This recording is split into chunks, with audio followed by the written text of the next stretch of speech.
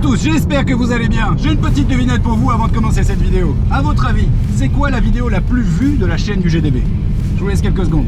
Tic tac, tic tac. La vidéo la plus vue de notre chaîne, c'est le T5M sur l'histoire de la Toyota Supra. Pour ceux qui l'ont pas encore vu, allez-y, ça vaut le détour. Mais avant ça, je voulais vous rappeler que dans quelques semaines, on tourne le nouveau challenge Destruction Drift.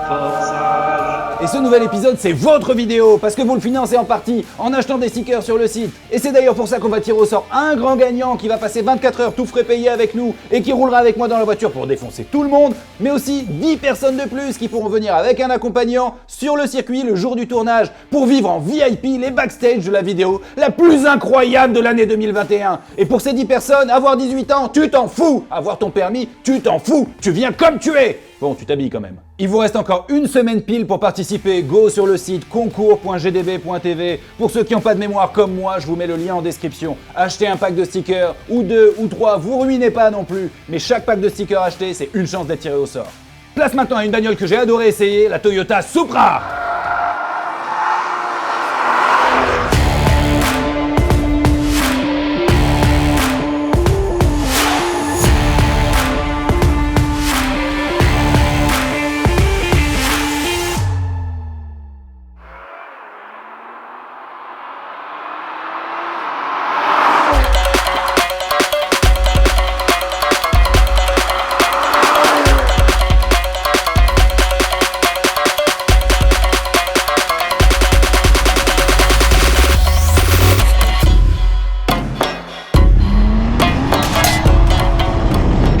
T5M sur l'histoire de la Supra sans jamais en avoir essayé une de ma vie. C'est un peu la honte, non? Du coup, aujourd'hui, j'essaye enfin une Toyota Supra. Mais pas la MK4 avec... 2JZ GTE. Une MK5. Celle qui a été développée en collaboration très étroite avec BMW. D'ailleurs, il y a plein de gens qui pensent que cette voiture n'est rien d'autre qu'une vulgaire Z4 badgée. Est-ce que je suis d'accord avec ça? Dude, is this a Supra? Eh ben, on va l'essayer pour le savoir. Z4 badgé.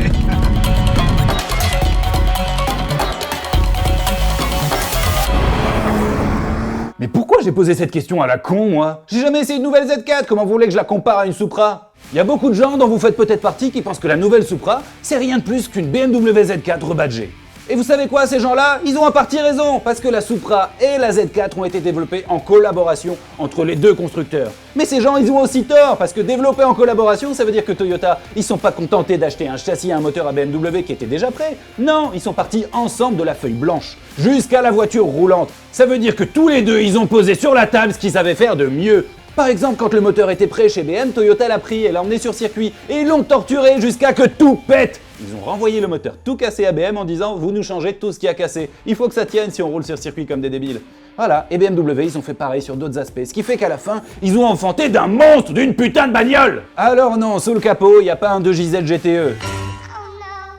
Ni de boîte méca. Et la boîte méca, sincèrement, je pensais que ça allait me décevoir. Sauf qu'un 2JZ, et là les passionnés vont me démonter dans les commentaires, bah ça répond plus à aucun usage ni à aucune norme en 2021. Et quand bien même il a été remplacé par un moteur BMW, il est où le mal? Qui de mieux que BMW pour faire un 6 cylindres en ligne essence turbo? Sorti de concession, ce moteur il sort déjà 340 chevaux et 500 Nm. Et si tu vas faire un tour chez les copains de Shiftech avec une simple reprog, il sortira 400 chevaux et plus de 600 Nm, de quoi rouler en crabe toute ta vie!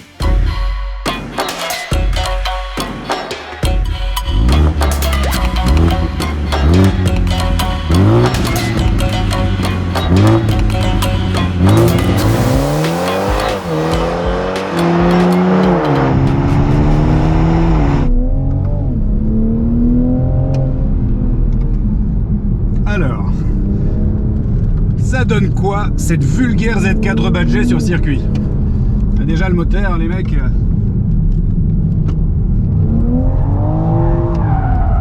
Qu'est-ce que je peux vous dire? Le moteur, il y en a en bas, il y en a au milieu, il y en a en haut. D'accord, c'est plus un 2JZ, mais qui de mieux que BMW pour faire un 6 cylindres turbo aujourd'hui? Qui?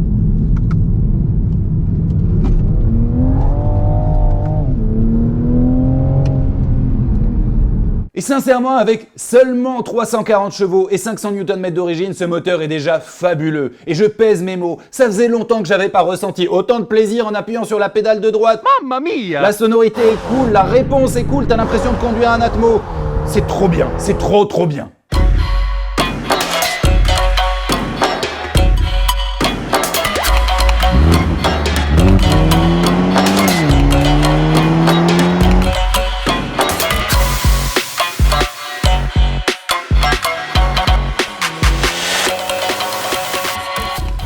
Si tu veux t'amuser, la voiture, pour le moment, elle me semble facile. Il y a du frein. Le châssis est réglé. Rigolo. Hop, ici ça va tout seul. Et ça se tient. Ça se tient. J'adore ça. Bien joué BM, sérieux. Et bien joué Toyota, c'est une voiture faite en collaboration entre les deux constructeurs. Voilà. Je la connais pas encore assez bien pour faire des trucs vraiment propres, mais ça promet vraiment. Elle est facile à emmener. Elle fait pas peur. Je roulais ici avec des bagnoles qui, quand le cul partait, je me faisais dessus. Là, c'est pas le cas. On va essayer d'en faire une un peu plus propre de glisse. L'expérience, l'expérience. Il faut y aller progressivement. Voilà, qu'est-ce qu'il y a? Quatrième essai. Voiture vraiment bien née. Alors je me mets un petit peu plus d'aération si ça vous embête pas parce que il fait chaud là-dedans. Et puis, qu'est-ce que ça peut vous foutre que ce moteur soit partagé avec un autre constructeur? On en parle des V8 qu'on retrouve chez Audi, chez Porsche et chez Lamborghini, ou encore des moteurs AMG qu'on retrouve chez Aston, chez Pagani. Un moteur, tant qu'il est bien, qui marche et qui pousse, tu t'en fous du reste, bande de fragiles! Si vous regardez mon T5M sur l'histoire de la Toyota Supra, vous allez d'abord vous dire que j'étais très calme à l'époque, depuis j'ai arrêté l'homéopathie, mais vous allez aussi vous rendre compte que j'ai dit que c'est un sacrilège d'avoir foutu une boîte auto dans la nouvelle Toyota Supra. Quant à la boîte de vitesse, c'est le seul truc que je trouve vraiment dommage. Une Toyota Supra sans boîte méca, c'est pas vraiment une Toyota Supra. Et vous savez quoi? J'avais tort. En tant que passionné de bagnole, j'adore les boîtes mécaniques, mais il y a des bagnoles sur lesquelles ça va bien et des bagnoles sur lesquelles ça va moins bien. Tu gagnes en confort quand tu roules pépère dans les bouchons parisiens, et quand t'es sur circuit ou sur une petite route, tu peux déconnecter et devenir complètement débile. La boîte, elle est super rapide quand tu lui demandes, et elle est super smooth quand tu lui demandes aussi. Sincèrement, faut vraiment être de mauvaise foi pour dire que cette nouvelle Supra, c'est une pâle copie de BMW Z4. Bon, ok, sauf pour un truc, l'intérieur. Là, je peux te dire qu'ils se sont pas cassés le cul une seule seconde. Ils ont pris celui de la Z4, ils l'ont mis à l'intérieur de leur Supra. Ah si, ils ont changé un petit peu le volant. Bravo les mecs. Alors attention, ça marche nickel, hein. Les assemblages, les matériaux, tout est parfait, à l'allemande quoi. Mais pour le coup, zéro personnalité propre à Toyota, c'est une BMW à l'intérieur. Et cet intérieur pour moi, c'est le seul élément pour lequel on peut dire que cette bagnole est une copie de la Z4. J'aime pas trop les voleurs et les fils de pute. Et sincèrement, on parle que de l'intérieur. Tout le reste, c'est une putain de Toyota qui marche. Encore une fois, le partage de plateforme, de moteur ou d'intérieur dans l'automobile d'aujourd'hui, c'est la norme. Et si ça se trouve, s'ils n'avaient pas bossé en collaboration, cette Supra, elle aurait jamais existé. Qu'est-ce que tu veux? J'ai encore jamais essayé la BMW Z4 et peut-être que ça viendra un jour. Mais point de vue différence, il y en a qui sautent aux yeux. La première déjà, c'est que la Supra n'existe qu'en coupé et la Z4 qu'en cabriolet. Et par expérience, un coupé, c'est un peu plus léger et un peu plus rigide de châssis qu'un cabriolet.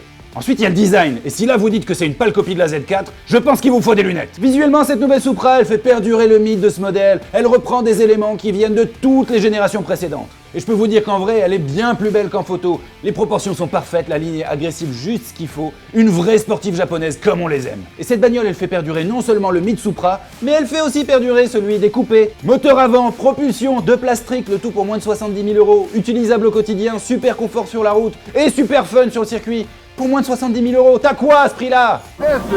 J'espère que ce nouveau brad vous a plu et que j'ai pas trop froissé les fans de Supra fragiles. Et si c'est pas déjà fait, pensez à aller acheter des stickers, je vous mets le lien dans la description, ça nous aide énormément. Allez, ciao.